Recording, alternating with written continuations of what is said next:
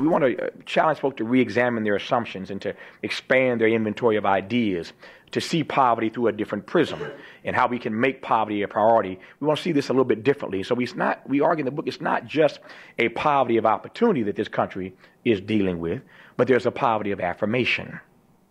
There's a poverty of compassion. There's a poverty of vision. There's a poverty of imagination.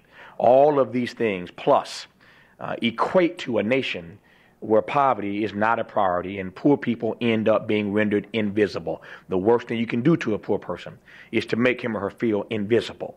At best in a political election year like the one we're in now, poverty or poor people become a calculation. But more often than not, they are an afterthought. We argue in this book that there seems to be, at least to us, a bipartisan consensus. And you can imagine when we made this point yesterday, it didn't go over so well in Washington. But we made the argument on Face the Nation yesterday in Washington that there seems to be in this town, Bob, a bipartisan consensus that the poor just don't matter.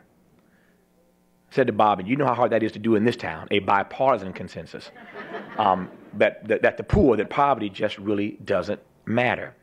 And so this is a problem that we can critique both the left and the right for not doing enough to rid the nation of this expanding poverty, this expanding gap between the have-gots and the have-nots.